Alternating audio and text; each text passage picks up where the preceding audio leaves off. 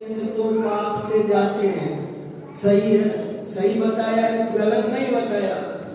और मनुष्य गति और देव गति पुण्य से मिलती है, ये भी सही बताया, गलत नहीं बताया। मगर निगोद किससे मिलता है वो कोई नहीं बताता। वो मिथ्यात्व से मिलता है। और सिद्ध गति किससे मिलती है? सम्यक से मिलती है। ये दो बात आपको केवल और केवल जैन धर्म बताता है। कहानियों में कैसे बड़ा भारी तत्व ज्ञान बढ़ गया। मुझे कहानियां बहुत पसंद है, बच्चों को खूब सुनाई है मैंने। मैं हजारों कहानियां मुझे बहुत बहुत प्रिय है, अत्यंत प्रिय है। एक कहानी सुनाता हूँ, बहुत मार्मिक कहानी सुनाता हूँ। एक महात्मा जी थे और वो घूमते रहते थे। घूमते घूमते एक नगर में पहुंचे। उस नगर में वो पहुंचे तो ज्ञानी की जैसे फूल की खुशबू फैल ही जाती है, लाख छुपाए, उनकी भी खुशबू नगर में फैल गई।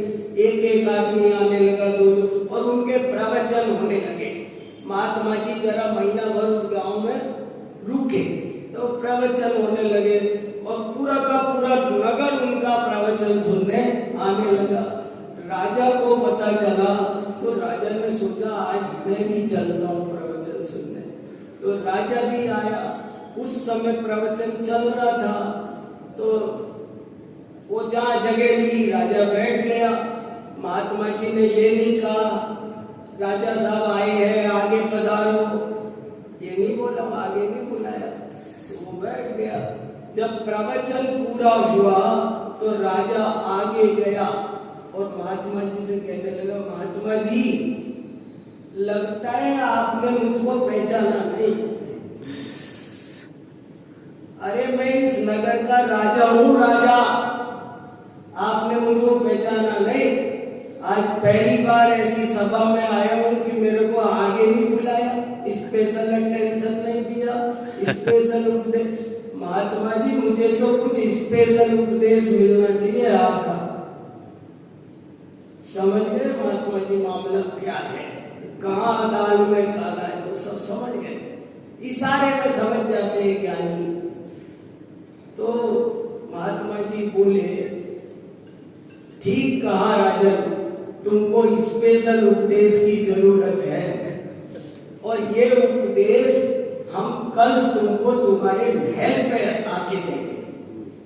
अब खुश हो, कल आएंगे तुम्हारे महल में और वहीं तुमको स्पेशल उपदेश देंगे। राजा की ईगो संतुष्ट हुई।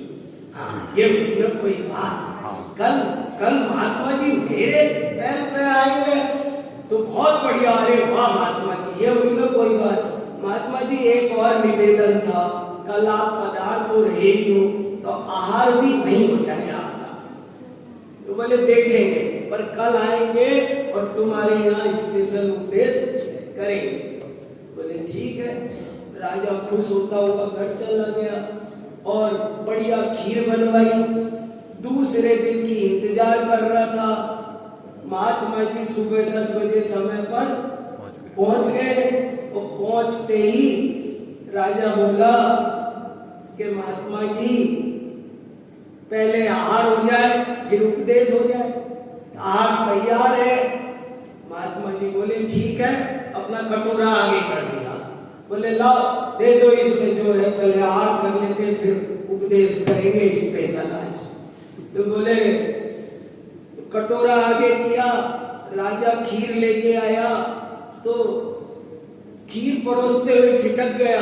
अरे महात्मा जी मैं इस कटोरे में खीर नहीं परोसूंगा, ये कटोरे में गंदगी पड़ी है, मैं परोसूंगा तो मेरी खीर और गंदी हो जाएगी, इसलिए मैं इस कटोरे में खीर नहीं परोसूंगा। पहले कटोरा साफ हो करो, बाद में खीर परोसूंगा। समझना यही है माल यहीं पर है, स्पेशल उपदेश यहीं पर है।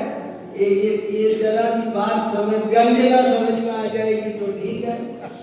तो बोले पहले कटोरा साफ करो, बाद में खीर परोसूंगा, वरना मेरी खीर और गंदी हो जाएगी। महात्मा जी बोले कि राजन, तुम्हारे लिए भी यही स्पेशल उपदेश है। मैं तुमको कई अच्छी अच्छी बातें सदाचार की, न्याय, नीति, दया, दान, परोपकार, मंदिर, उपवास, प्रतिष्ठा, व्रत, सब अपार शुभ भाव की चर्चा जिनवाणी में है। 16 कारण भावना, 12 भावना, 4 भावना, दुनिया भर की बातें हैं, सब बताना चाहता हूँ। पर जब तक तुम्हारे पात्र में मिथ्यात्व है,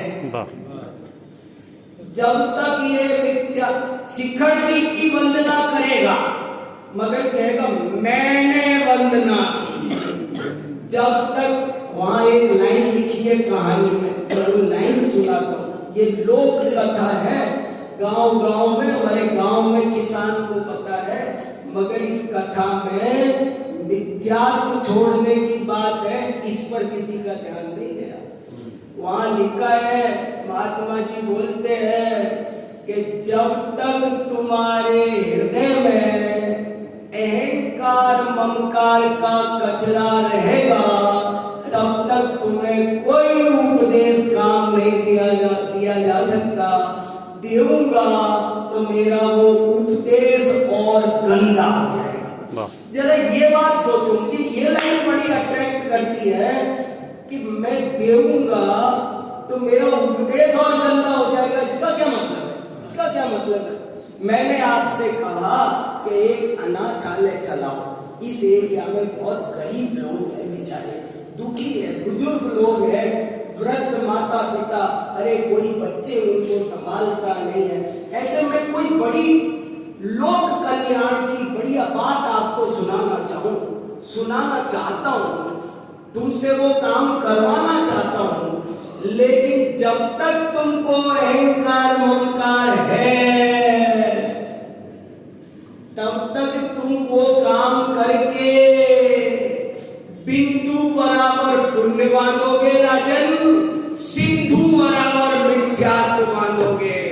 इसलिए पहले मिथ्यात्व छोड़ दो, तो तुम जो करोगे वो सुंदर फलेगा।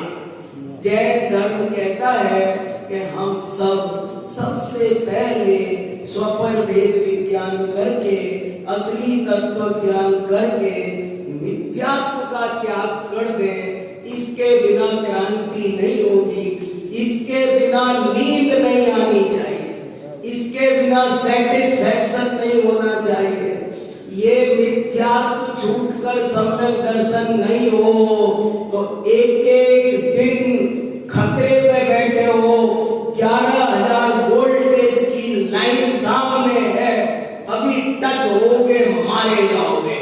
और सोचो, इस जन्म में सम्यक दर्शन प्राप्त नहीं किया, सोचो सोचो सोचो, अगर इस जन्म में सम्यक दर्शन प्राप्त नहीं किया, इस जन्म में मिथ्यात्व की गांठ नहीं खोली, तो जरा कल्पना तो कर लो थोड़ी सी।